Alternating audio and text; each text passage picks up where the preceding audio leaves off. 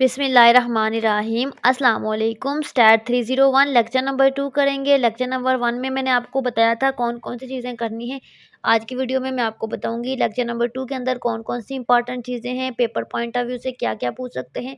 आज के लेक्चर में थ्योरी ज़्यादा है, मैथमेटिकल वर्क है मगर थोड़ा सा है। तो आपके स्टार्ट के सिलेबस के अंदर बहुत सी ऐसी चीज़ें हैं जो मैथमेटिकली आप सॉल्व करोगे और मैं आपको सॉल्व करके लाइव दिखाऊंगी और आपको बहुत अच्छे से प्रिपरेशन करवाऊंगी। अच्छा, सबसे पहले यहाँ से स्टार्ट लेते हैं। इससे पीछे जितनी भी चीज़ें हैं वो यही लेक्चर की डिटेल है कि आज ये चीज़ें हम कवर करेंगे। सबसे पहले हम कवर करेंगे कलेक्शन ऑफ डाटा। अच्छा, डाटा किसी को किसको कहते हैं? कोई भी नंबर है ना, गिनती का कोई भी चीज़ है, ठीक है, उस पे हम उसको हम कहते हैं डाटा। अब उसको हम कलेक्ट करते हैं, उसको इकट्ठा करके लाते हैं, उसको हम कहते हैं कलेक्शन ऑफ डाटा। अब डाटा कलेक्ट करने के डिफरेंट तरीके होते हैं। यहाँ पे क्या कह रहे हैं कि आप कोई भी स्टैटिस्टिक वर्क करते हो, स्टैटिस्टिकल वर्क करते हो, तो उसमें आप क्या करते हो, कोई चीज़ इकट्ठी करके करके लाते हो, किसी डाटा को कलेक्ट करते हो, उसको आप कहते हो कलेक्शन ऑफ डाटा। अब आप आपकी मर्ज़ी है, अगर तो वो डाटा आप क्या करते हो, कंप्लीट इनैमोरेशंस में से लेते हो, ठीक है? आप वोल फील्ड यानी कि आपके पास जितनी भी फील्ड है उसके अंदर से हर चीज़ पिक करके उस पे वर्क करते हो, एक चीज़ भी नहीं छोड़ते, उसको आप कहते हो सेंसस यानी कि मरदमशुमारी कहते हो। इस मरदमशुमारी में क्या होता है, एक बंदा जाता है, एक-एक बंदे के घर एक-एक उसकी बंदे की डिटेल एक-एक चीज़ को कलेक्ट करके लाता है, उसकी इन्फॉर्मेशन को रिकॉर्ड करके लाता है। तो ये सेंसस में आ जाता है। दूसरा होता है सैंपल। सैंपल का मतलब होता है कि उसमें ज पार्शियल चीज़ें उठाना यानी कि पार्शियल इनैमोरेशन जो होती है उसको हम कहते हैं सैंपल। कंप्लीट इनैमोरेशन को सेंसस कहते हैं और पार्शियल को सैंपल कहते हैं। सैंपल में क्या होता है, आपने देखा होगा हॉस्पिटल में आते हैं मेडिसिन वाले, वो कहते हैं वो सैंपल देते हैं, वो उसमें उस मेडिसिन के अंदर ना 1 पिल पड़ी होती है या 2 पिल पड़ी होती है। तो वो पहले एक्सपेरिमेंट करते हैं कि क्या वो जो दवाइयाँ हैं, गोलियाँ हैं वो इनको सूट कर रही हैं पेशेंट को या नहीं। तो वो चेक करते हैं, उनको पसंद आती हैं, देन वो फिर वो दोबारा उन उन्हीं से ऑर्डर करते हैं। तो हर कंपनी वाले वाले अपनी मेडिसिन की एडवर्टाइज़मेंट करते हैं। इस तरीके से सैंपल्स की डिफरेंट टाइप्स होती हैं। हर तरीके से आपका इसमें बहुत ज़्यादा टाइम वेस्ट नहीं होता। अब बजाय इसके कि एक बंदा अपनी पूरी दुकान उठा के ले जाता है, अगला उससे परचेज़ भी नहीं करता, तो फिर टाइम भी उसका वेस्ट होता है और मनी भी वेस्ट होती है। तो सैंपल का ये फ़ायदा होता है कि क कम चीज़ से उसकी पूरी क्वालिटी का पता चल जाता है। ठीक है? देन लेकिन ये है प्राइमरी और सेकेंडरी डाटा है। अब डाटा की ये टाइप ही है, एक प्राइमरी है, एक सेकेंडरी। जो ओरिजिनल डाटा होता है ना उसको हम कहते हैं प्राइमरी डाटा, ठीक है? और किसी डाटा पे आप वर्क करके उसके अंदर चेंजेस लाते हो, कुछ भी माइनर सी कोई भी स्टैटिस्टिकल मेथड अप्लाई करके, उसको आप कहते हो सेकेंडरी डाटा। ठीक है? मैंने आपको प्राइमरी और सेकेंडरी का बताया था कि अगर एक लकड़ी है दरख्त के साथ लगी हुई है तो वो एक प्राइमरी चीज़ है।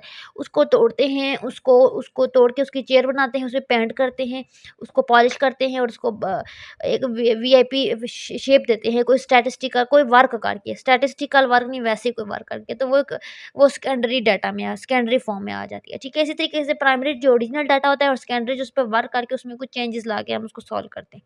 ठीक है? अब ये आपको समझ आ गया हम कलेक्शन ऑफ डाटा किस तरह की होती है।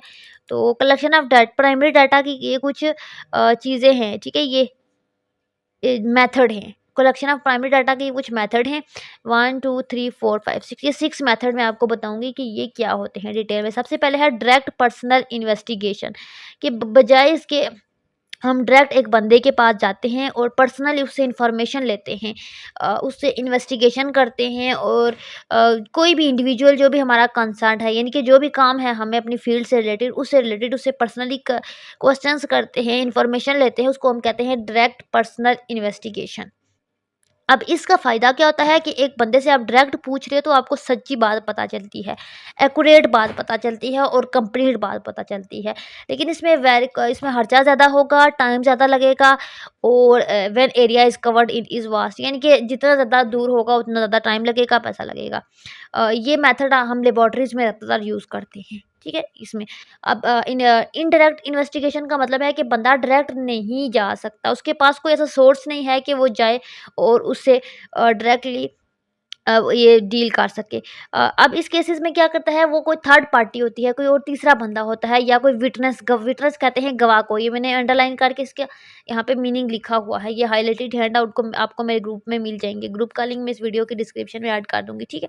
अच्छा जी, ठीक है, इंटरव्यू के अंदर वो थर्ड पार्टी जो होती है ना उसको इनडायरेक्ट कहते हैं। अच्छा, इसमें क्या होगा, it can be adopted for extensive inquiries, ठीक है? ये indirect method in extensive inquiries में यूज़ होता है, या एज एमसीक्यूज आपसे पूछ सकते हैं। अच्छा, नेक्स्ट है हमारे पास कलेक्शन थ्रू क्वेश्चनरीज़। अच्छा, सवाल पूछ के हम किसी से जो है कलेक्शन करते हैं। लाइक हम किसी से ना इंक्वायरी करते हैं, उसमें बहुत ज़्यादा क्वेश्चंस करते हैं। The questions are usually sent by email, यानी कि ईमेल के थ्रू हम बजाय उसके हम एक बंदे को ना ईमेल करते हैं, उसमें सारे क्वेश्चन भेज देते हैं कि अगर आप हमारी कंपनी में काम करना चाहते हैं तो क्या आपकी इतनी क्वालिफ़िकेशन है, अपनी आपको ये चीज़ आती है, वो मतलब जो भी आपके माइंड में है, जो भी कंपनी के माइंड में है, कोई भी इंक्वायरी करते हैं। क्वेश्चंस का मतलब है कोई भी क्वेश्चन पूछ सकते हैं ईमेल के थ्रू। अब इसमें होगा क्या, इसमें द इन्फॉर्मेट इसमें क्या होगा कि वो अगला बंदा क्वेश्चंस को पढ़ेगा और उसका रिस्पॉन्स उसको इन्वेस्टिगेट करेगा और उसको जो भी ठीक लगेगा उसके अकॉर्डिंग वो जवाब देगा। अब यहाँ पे इन्होंने कहा है कि सर्टेन पीरियड, यानी कि इस टाइम के अंदर-अंदर आपने उसको जवाब देना होगा उस ईमेल का, उस बंदे को। और नीडफुल, यानी कि जो आपको अंदर मतलब आपको जो सवाल पूछा गया उसके अकॉर्डिंग जवाब देना है। जो-जो रिक्वायरमेंट है उनको फुलफिल करना है। आपकी असाइनमेंट आती है तो आपको कहा जाता है आपकी ये रिक्वायरमेंट है, आपने इसको फॉलो करना है, तो आप फॉलो करते हो। सेम यहाँ पे ये चीज़ है। अब इसमें फ़ायदा क्या होगा, सस्ता मेथड होगा, मतलब एक ही मैसेज, एक ही क्वेश्चन आप सारी जिसको भी इंटरव्यू ले रहे हो सबको भेज देते हो। तो इसमें आपका खर्चा नहीं होगा, आपका टाइम नहीं लगेगा, बस आप क्वेश्चन भेज देते हो, वो बंदा आंसर कर देता है। लेकिन ये एक चीप मेथड है, ठीक है। अब यहाँ पे बस यही करना। अब ये है कि इसमें ये हो सकता है कि ऑनलाइन अगर वो ईमेल कर रहे हैं तो क्या पता वो अगला बंदा उसको पढ़े ही ना, या जो क्वेश्चन है उसको समझ ना आ रहे हों, तो वो इनकम्प्लीट आंसर देगा, एरर वाला आंसर देगा। बजाय इसके कि लाइव जो क्वेश्चन फेस टू फेस होते हैं उसको पूछता है कि आप क्या पूछना चाह रहे हैं, काइंडली एक्सप्लेन करें। तो ये भी मसला होता है। उसके बाद है कलेक्शन थ्रू इन्यूमरेशंस, या इन्यूमरेटर्स। इन्यूमरेटर्स कहते हैं शुमार कर।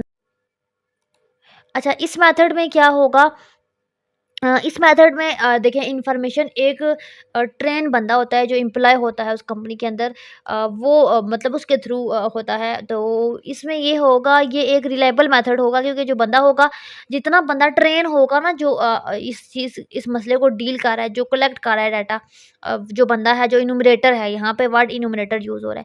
जितना वो ट्रेन होगा उतना वो जो अच्छी इन्फॉर्मेशन देगा, उतनी रिलायबल इन्फॉर्मेशन देगा, और टैक्टफुल इन्फॉर्मेशन देगा। उसके बाद कलेक्शन थ्रू लोकल सोर्स, अगर किसी लोकल सोर्स के थ्रू आप कलेक्शन करवाते हो, उसको चंद पैसे देके, तो आपका खर्चा नहीं होगा। इट इज़ चीप मेथड, ठीक है? ये चीप मेथड होगा, इनके सस्ता मेथड होगा, किसी भी लोकल बंदे के थ्रू करवाते हो तो। तो कल जितना भी ट्रेंड बंदा होगा वो उतना ज़्यादा रिक्वायरमेंट रखेगा कि हमें इतनी सैलरी चाहिए, ठीक है? ये स्पेसिफिकेशन होनी चाहिए, ये वो, ठीक है? कलेक्शन ऑफ सेकेंडरी डाटा, अब सेकेंडरी डाटा की कलेक्शन के लिए क्या है जी, इस इन सोर्स से होती है, ये सोर्सेज़ हैं, ठीक है? सोर्सेज़ के नाम आप पढ़ लेना। ऑफ़िशियल है, ब्यूरो ऑफ स्टैटिस्टिक के थ्रू कर सकता है, सेमी ऑफ़िशियल है, इंक्वायरी, ठीक है? ये सारा आपने, ये इसके कुछ सोर्सेज़ हैं, ये आपने रीड कर लेने हैं। सारा सैंपलिंग का और पॉपुलेशन का मैं बता चुकी हूँ। पॉपुलेशन कहते हैं आबादी को। लाइक अगर आप एक ग्रुप के अंदर, स्पेसिफिक ग्रुप के अंदर, अब मरदमशुमारी तो कंप्लीट होती है ना पूरे मुल्क की अंदर, हर डिस्ट्रिक्ट की, सिटी की। पॉपुलेशन का मतलब है कि एक ख़ास ग्रुप, यानी कि एक ही जनरेशन से बिलोंग करने वाले जो लोग होते हैं, एक ही ग्रुप के अंदर जितने भी चीज़ें हैं उनकी एवरी मेंबर की डिटेल को कलेक्ट करना होता है पॉपुलेशन। एक ही ग्रुप का क्या मतलब है, जिनकी करैक्टरिस्टिक सेम हों, सेम हैबिट्स हों, सेम मतलब सेम ग्रुप हो, सेम उनकी उनकी फैमिली हो, बट वेरिंग इन अमाउंट और क्वालिटी, उनकी अमाउंट मतलब आपको कहते हैं कि आप एक स्कूल के अंदर फीमेल कितनी हैं, तो आप एक क्लास में जाके देखोगे, दूसरे में, तीसरे में, स्पेसिफिक ग्रुप पे आप बात कर रहे हो। लेकिन अब यहाँ पे हो सकता है किसी क्लास में फीमेल ज़्यादा होंगी, किसी में कम होंगी, तो कह रहे हैं कि उसकी क्वांटिटी कम या ज़्यादा हो सकती है। मिसाल यहाँ पे दी गई है। अच्छा, हाइपोथेटिकल पॉपुलेशन की डेफिनेशन करनी है। इसमें आप ना एक स्पेसिफिक एक ख़ास इवेंट की कंप्लीट डिटेल बताते हो कि मैक्सिमम कितनी आबादी हो सकती है, तो उसको कहते हो हाइपोथेटिकल पॉपुलेशन। लाइक अगर आपको यहाँ पे एक एग्जांपल दी गई है कि अगर आप डाइस कहते हैं, जो ये डाई कहते हैं, जो आप लूडो खेलते हो ना, उसके अंदर होता है इस तरह से डाई, ये। तो इसमें मैक्सिमम क्या होता है, 1 होता है, 2, 3, 4। तो जब आप खेल रहे होते हो तो उसको फेंकते हो तो आपके माइंड में क्या आता है, या तो 1 आएगा, 2 आएगा, 3 आएगा, 4 आएगा, 5 आएगा या 6 आएगा, क्योंकि इसके मैक्सिमम 6 नंबर होते हैं। तो इसकी मैक्सिमम ऑल पॉसिबल आउटकम कितनी है, इसकी 6 पॉसिबल आउटकम हैं, आपके माइंड में आएँगी। तो ये इसको आप कहते हो हाइपोथेटिकल। ठीक है, ये स्टैट के अंदर यूज़ होगा और ये आगे बहुत यूज़ होगा, ये चीज़ें आपकी यूज़ होंगी सारी। अच्छा, इन सारी पॉपुलेशन को अगर एक लिस्ट में लिखते हो, अब मैंने बताया था एग्ज़ाम्पल फीमेल इन स्कूल, तो अ, उसमें आप फ़लाँ क्लास कितनी है, फ़लाँ कितनी, वो क्लास एक कॉलम में क्लास और एक में उसकी स्ट्रेंथ लिखते हो, तो उसको उसकी कंप्लीट एक लिस्ट बनाते हो, तो उसको आप कहते हो फ्रेम। ठीक है, ये फ्रेम की डेफिनेशन पूछ सकते हैं। सैंपलिंग फ्रेम का मतलब क्या है? वही आप एक लिस्ट बनाते हो, कंप्लीट लिस्ट, उसको सैंपलिंग फ्रेम कहते हैं। लाइक एक यूनिवर्सिटी है, विच यूनिवर्सिटी ऑफ पाकिस्तान उसका नाम है, और बताएं कि 2023 में बीएससीएस के कितने स्टूडेंट उस यूनिवर्सिटी के अंदर ठीक है इनरोल हुए थे, या कितने पढ़े थे। ठीक है, ये आपके पास आ जाता है इसकी एग्जाम्पल में। उसके बाद है एडवांटेजेस ऑफ सैम्पलिंग। तो सैम्पलिंग के कुछ फ़ायदे भी तो होंगे ना, नुकसान भी होंगे, तो वो भी देखते हैं कि सैम्पलिंग का फ़ायदा क्या होता है और नुकसान क्या होता है। तो सैम्पलिंग का मैंने बताया था कि सैम्पलिंग फ्रेम इस वही लिस्ट बनाते हो ना पूरी पॉपुलेशन की। तो अब इसका ये फ़ायदा होगा कि आपको एक ही पेज के अंदर पूरे स्कूल की डिटेल जो है नज़र आ जाएगी कि कितने बीएससीएस के स्टूडेंट यूनिवर्सिटी में इंटर हुए थे। ठीक है? तो उसमें इनएक्यूरेट एलिमेंट नहीं होंगे, बिल्कुल क्लियर लिखा होगा, इनकम्प्लीट नहीं लिखा होगा, उसमें कॉपीराइट नहीं होगा, मतलब सारा डाटा ठीक होगा और शॉर्टकट लिखा होगा। इसके फ़ायदे क्या है? इससे टाइम और मनी आपकी बच जाएगी, एक ही लिस्ट में आप देख सकोगे, बजाय इसके कि आप एक ही क्लास में जाके देखो, आपका टाइम भी बचेगा, मनी भी बचेगी। उसके बाद जो सर्वे होगा वो आप मतलब जल्दी हो जाएगा, जल्दी आपको पता चल जाएगा। अच्छा, ये सारी आपने इसको रीड करना है। सैंपलिंग एंड नॉन सैंपलिंग का प्रोसेस क्या है? Difference between. अच्छा, सैंपलिंग एरर, एरर का मतलब होता है गलती। अगर मैं कहती हूँ कि फ़लाँ जगह पे 1 लाख बंदा रहता है, जबकि वहाँ पे 1 लाख 1 बंदा रहता है, तो मैंने बताने में एक नंबर की गलती की है गिनने में, तो उसको आप कहते हो सैंपलिंग एरर। ठीक है, यानी कि difference between estimate derived from the sample, यानी कि कह रहा है कि सैंपल में जितना भी आबादी थी ना, सैंपल में जितनी चीज़ें थी ना, और हमने एस्टिमेट लगाया कि इतनी है, तो उनमें जो डिफरेंस होता है, जो फ़र्क होता है, उनको हम कहते हैं एरर। तो आपने दोनों वैल्यू को सब्ट्रैक्ट करना है, जो छोटा-सा एरर होगा वो सामने आ जाएगा। यानी कि एक्स टोटल में से हम जो हमने वैल्यू बताई है उसको एस्टिमेट एरर कहते हैं। उसके डिफरेंस को। अच्छा, नॉन सैंपलिंग का मतलब है कि क्या पता आप जब सर्वे करने गए थे, सैंपल लेने गए थे, तो वहाँ पे सैंपल लेते हुए कोई गलती कर दी हो, गिनने में गलती ना हुई हो, वहाँ पे सैंपल कलेक्ट करने में कुछ चीज़ें आपने स्किप कर दी हों। जैसे आप जा रहे हो कहीं पे सर्वे कर रहे हो कार-कार जाके, तो 1-2 कार स्किप कर दिए, 1 कार स्किप कर दिया, 2 50,000 घरों में से। तो वो क्या है? नॉन सैंपलिंग एरर है, छोटा-सा एरर होता है। तो ये इसके कुछ इसके फ़ायदे नुकसान यहाँ पे लिखे हुए हैं, ये सारे आपने रीड कर लेने। ये बिल्कुल सीधा-सीधा लिखा हुआ है, इसमें कुछ भी एक्सप्लेन करने वाला नहीं है, आपको पता होना चाहिए।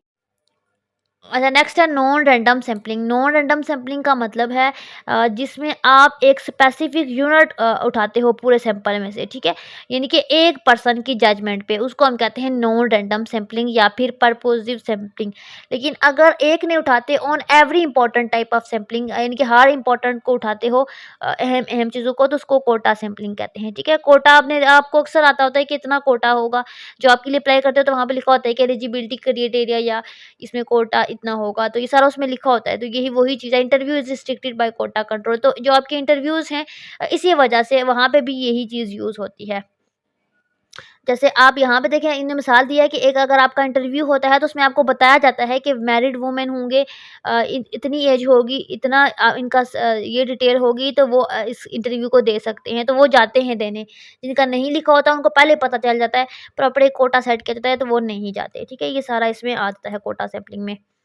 ये कमर्शियल सर्वे और रिसर्च वगैरह में यूज़ होता है। उसके बाद एडवांटेजेस ऑफ कोटा सैंपलिंग, इसमें क्या है? इसमें आपको फ्रेम नहीं बनाना पड़ता, ये तेज़ मेथड होता है, इसमें इन्वेस्टिगेशन करने का आपका खर्चा भी कम आता है। एक बंदा इंटरव्यू देने जाता है जिस जिस जो आपकी फ़ील्ड से रिलेटेड ही नहीं है, तो आपको फिर टाइम आपका वेस्ट होता है। तो इस तरीके से उनको पहले जब आप ये सेट कर देते हो तो उसमें आपको फिर पता चलता है। उसके बाद इसके कुछ नुकसान भी हैं, ये भी आप देख लेना।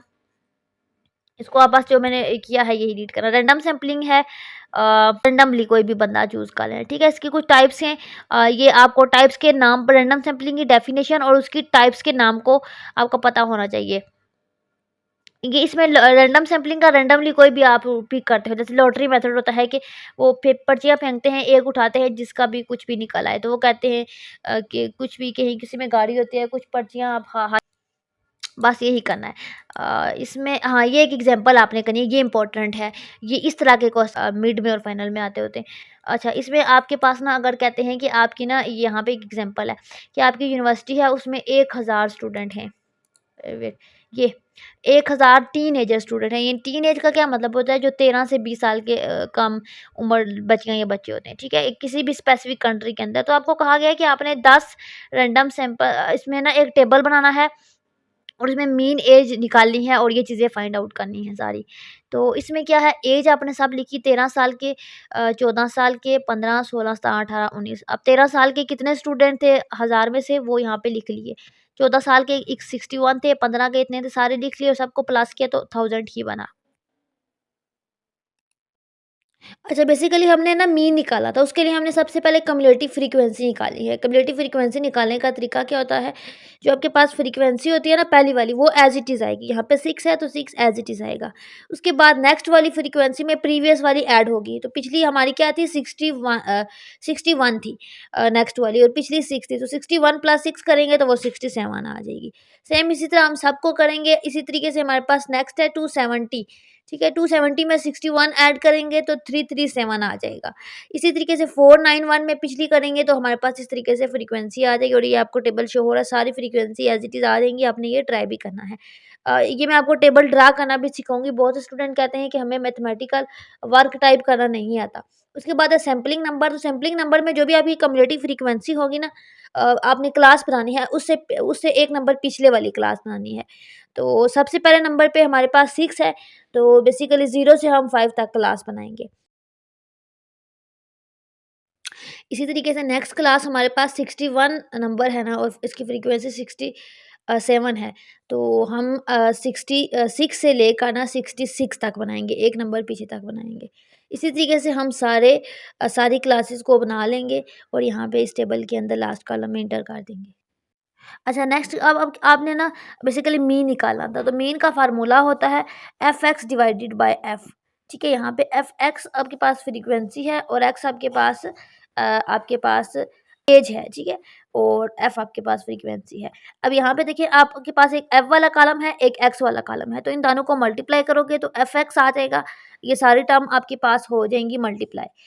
1 बाय 1 रो वाइज़। तो आपके पास ये कॉलम आ जाएगा, आप इस कॉलम की सारी वैल्यू को प्लस करोगे तो आपके पास 15785 आ जाएगा, ठीक है? अब फर्दर आप क्या है, यहाँ पे फ़ॉर्मूला है समेशन एफ(x) डिवाइडेड बाय एफ। तो एफ(x) आपने 15785 पुट किया और नीचे आपके पास frequency total number of student कितने थे? 1000 थे क्लास में। तो उसे डिवाइड किया तो आपके पास म्यू आ जाएगा। अब आपने नेक्स्ट एरर निकालना है, तो एरर में से जो आपने मी निकाला है, एक्स डैश जो आपके पास आया था 15.6, उसमें से आपने माइनस करना है जो भी आपके पास म्यू आया है। म्यू आपके पास आया था 15.785, अभी आपने ऊपर कैलकुलेट किया है, और 15.6 जो आपके पास ये यहाँ से लिया है।